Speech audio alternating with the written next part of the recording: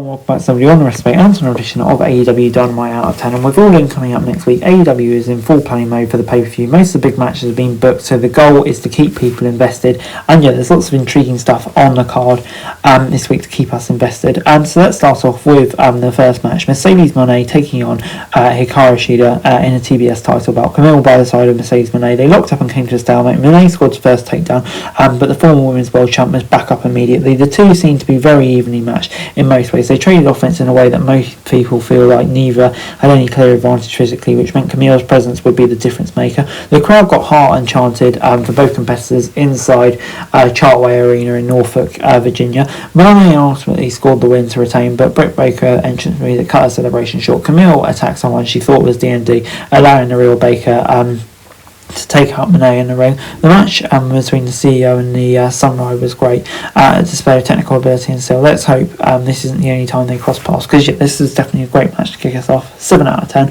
Adam Page then took on Jay Lethal, and they got the start after Hangman attacked Jeff backstage and began brawling with Lethal until they made it to the ring. The former ROH champ nailed Page with several suicide dives in a row to turn the tide in his favour, but Deadeye on the apron immediately put Hangman back in control. From that point on, Page was firmly in the driver's seat. AEW's been building Hangman into a vicious, angry villain and has done a great job transitioning from a beloved babyface to a violent heel, and a buckshot lariat finishes off in a brutal way with that attack earlier as well. I thought this was really a success. 7 out of 10.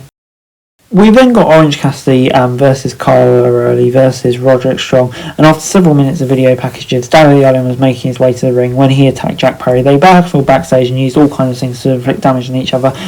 Some memorable moments as security had to interrupt it. Obviously, yeah, it's going to be a violent match at All In. We then got an interview with Shirakawa before we headed to that triple threat match to see who would get in the Casino Gauntlet. These are three men who are capable of working at breakneck speed while being technically proficient, so this was good from bell to bell. The Kingdom was driven off by Ishii and Briscoe shortly before a commercial break, so they interfered before they had any impact on anything. The match had the crowd on its feet, gave all three men a stellar chance and showcased their ability. O'Reilly and Cassidy did a tremendous job being allies, but still wants to win. In the end, it was OC who scored the win with a crucifix pin on O'Reilly. So yeah, I like the dynamic there, and like I say, three really technical wrestlers who put on a great show here. I thought it worked well in the end. So yeah, this is great. 7 out of 10.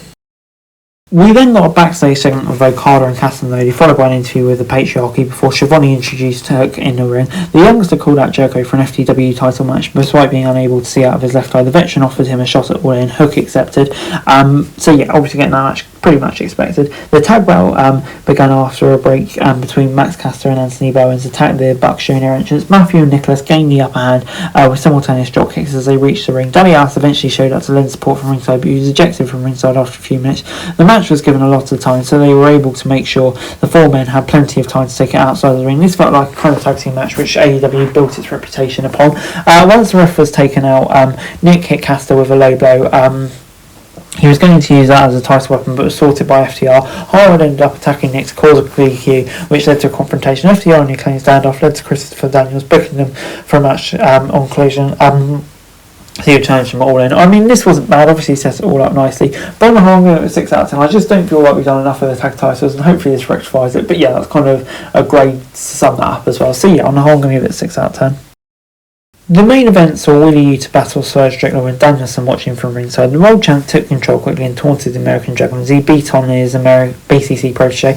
Yuta kept trying to fight back, but it seems Swerve had an answer for everything. Yuta is one of AEW's brightest young talents. Strickland's one of the best in the injury area right now, so it will come as no surprise they worked well together and had a great chemistry. They went into overtime and Strickland hit 3 house calls in a row before stomping on Yuta's face. The ref ended up disqualifying Swerve when he wouldn't relent, and it took Danielson chasing him away. Strickland ran back and hit the American Dragon with a house call to win the show as he stood tall over his All In opponent. I thought this was really great. Yeah, brutal match, bit of a shame for Yuta, but I thought, the stuff between Swerve and Danielson was great. Really increased my hype for the match with the whole storyline around it. I think it's just working really nicely at the moment, and Jet gets an 8 out of 10 from me. And overall, Dynamite gets a 7 out of 10 from me. A really strong episode of Dynamite for me this week. Yeah, I thought so many great segments. I thought the match quality throughout the show as well was really strong as well. So yeah, on the whole, a really good episode of Dynamite for me this week. Can't complain at all, and yeah, I really am getting hyped for that show in a few weeks. That's it for this video. Thanks very much for watching. Remember to like, share, subscribe, follow us on our socials, link in the description below for daily wrestling news, meme and content. Subscribe to our other channels on screen right now, that'd be greatly appreciated. Thanks very much for watching. Peace out.